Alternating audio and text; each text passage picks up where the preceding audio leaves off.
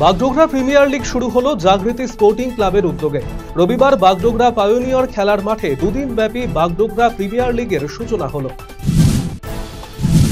রাজ্যের 6 কেন্দ্রের উপনির্বাচনে 6টিতেই ব্যাপক জয় তৃণমূল কংগ্রেসের। রবিবার এই জয়ের সেলিব্রেশনে মাতল মালদা জেলা তৃণমূল নেতৃত্ব।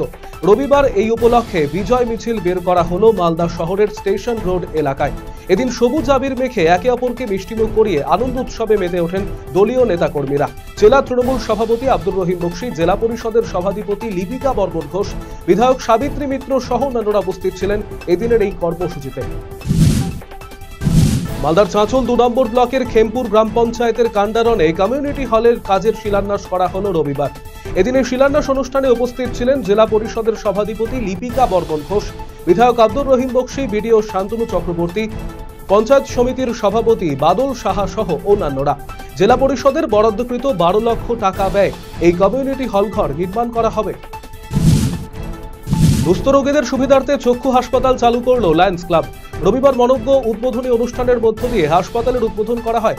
লায়ন্স ক্লাবের চক্ষু হাসপাতালের পরিষেবা প্রদান সূচনা অনুষ্ঠানে উপস্থিত ছিলেন লায়ন্স ক্লাবের আধিকারিক বিপুল চন্দ্র দাস, অরুণ মহেশ্বরী, কালিয়াগঞ্জ লায়ন্স ক্লাবের সভাপতি সুখেন্দু সরকার, কালিয়াগঞ্জের পুরপতি রামনিবাস সাহা, পঞ্চায়েত সমিতির সভাপতি বাপ্পা সরকার, আইসি দেবব্রত মুখার্জি সহ অন্যান্যরা। রায়গঞ্জের বিলনপাড়ায় প্রণবানন্দ যোগাশ্রমের পরিচালনায় অনুষ্ঠিত হল 44তম বাৎসরিক যোগাসন প্রতিযোগিতা। রায়গঞ্জের সুপার মার্কেটে অবস্থিত চেম্বার অব কমার্সের ভবনে এই কর্মসূচি অনুষ্ঠিত হয়, যেখানে মহকুমা, জেলা ও চ্যাম্পিয়নদের নিয়ে এই প্রতিযোগিতা অনুষ্ঠিত হয়। প্রায় 150 জনেরও বেশি প্রতিযোগী এই কর্মসূচিতে সামিল হন। সামনে উত্তর দিনাজপুর জেলা বার অ্যাসোসিয়েশনের নির্বাচন, যাকে ঘিরে রবিবার অনুষ্ঠিত হলো মনোনয়ন দাখিল প্রক্রিয়া। এদিন রায়গঞ্জে 20 জন মনোনয়ন দাখিল করেছেন। প্রিসাইডিং অফিসার জয়ন্ত কুমার ব্যানার্জি জানিয়েছেন, সোমবারও মনোনয়ন দাখিল প্রক্রিয়া চলবে। 26 এবং 27 নভেম্বর মনোনয়ন প্রত্যাহারের দিন ধার্য হয়েছে। লোকালয় ঝোপঝাড়ের মাঝে অজ্ঞাত পরিচিত এক ব্যক্তির পচা গলা দেহ উদ্ধার ঘিরে চাঞ্চল্য। রবিবার এই ঘটনাটি ঘটেছে রায়গঞ্জ থানার অন্তর্গত বীরখই গ্রাম পঞ্চায়েতের ঋষিপুরে। স্থানীয় বাসিন্দারা দেহটি দেখে চমকে ওঠেন। খবর দেওয়া হয় পুলিশকে। পুলিশ গিয়ে দেহটি উদ্ধার করে ময়নাতদন্তের জন্য পাঠিয়েছে রায়গঞ্জ গভর্নমেন্ট মেডিকেল কলেজ ও হাসপাতালে। শীতের দেখা প্রায় নেই, কনকনে ঠান্ডা তো দূরস্থ। প্রতি বছর এই সময় যেরকম আবহাওয়া থাকেও তার মধ্যেও তারতম্য, অর্থাৎ শীতের দাপট কমছে ক্রমশ। তা সত্ত্বেও 2 পয়সা বাড়তি রোজগারের আশায় শীতের বাহারি কম্বল নিয়ে গাজলে দোকান দিয়েছেন ব্যবসায়ীরা। গাজলের বিদ্রোহী মোড় সহ একাধিক স্থানে গিয়ে দেখা গেল শীতের কম্বলের পসার সাজিয়ে বসেছেন তারা, কিন্তু শীতের দেখা সেভাবে না মেলায় ক্রেতাদেরও দেখা নেই। ফলে শীতের ব্যবসা আদৌ জমবে কিনা তা নিয়ে সন্দিহান তারা। গাজলের সালাইডাঙ্গা অঞ্চলের বাসথুপি এলাকায় শুরু হলো পাকা নর্দমার কাজ। ট্রেনের কাজের সূচনা করলেন মালদা জেলা পরিষদের সদস্য তথা মালদা জেলা মহিলা তৃণমূল কংগ্রেসের সভানেত্রী সাগরিকা সরকার।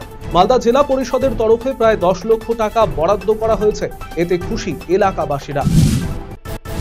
Islampur electrical and electronic merchant অ্যাসোসিয়েশনের 25 বছর পূর্তি উপলক্ষে সাধারণ সভা আয়োজিত হল রবিবার।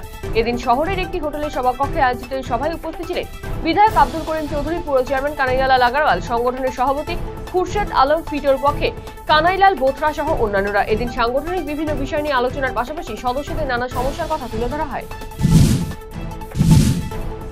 যেখানে এখনো কন্যা সন্তানের জন্ম অপরাধ হিসেবে গণ্য করা হয়, সেখানে কন্যা সন্তানের জন্মে ব্যান্ড বাজিয়ে ধুমধাম করে নিয়ে যাওয়া হলো বাড়িতে। এমন উল্টাপোড়ানের ছবি দেখা গেল মালদার হরিশ্চন্দ্রপুরে। হরিশ্চন্দ্রপুরের সুলতান নগরের বাসিন্দা ইয়াসমিন খাতুন 2 দিন আগে সদ্যজাত কন্যার জন্ম দিয়েছে হরিশ্চন্দ্রপুর গ্রামীণ হাসপাতালে। রবিবার নবজাতককে বরণের জন্য এলাহি আয়োজন করে পরিবার। বিশুদ্ধ পানীয় জলের ট্যাঙ্কে সরঞ্জাম চুরি হওয়ার পানীয় জল থেকে বঞ্চিত হচ্ছেন সাধারণ মানুষ। ইটাহার পোরশা পেঁয়াজকড়ি শিশু শিক্ষা কেন্দ্রে সরকারিভাবে বিশুদ্ধ পানীয় জলের ট্যাঙ্ক বসানো হয় বিদ্যালয় এবং এলাকার মানুষদের জন্য। রবিবার সকালবেলা এলাকার মানুষজন জল নিতে গিয়ে তা না পেয়ে ক্ষোভে ফেটে পড়েন এবং দেখেন পানীয় জলের ট্যাঙ্কের গেটের তালা ভাঙা এবং সুইচ বোর্ড সহ যন্ত্রাংশগুলি রাতের অন্ধকারে কে বা কারা চুরি করে চলে গিয়েছে।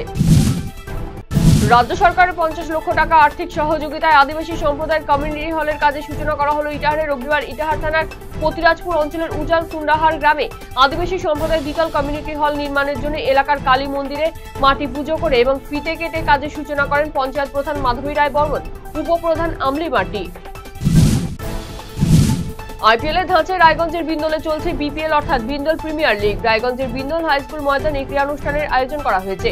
চ্যাম্পিয়ন দলকে 23,000 টাকা এবং ট্রফি দিয়ে পুরস্কৃত করা হয় এবং রানার্স দলের হাতে 17,000 টাকা এবং ট্রফি তুলে দেওয়া হয়।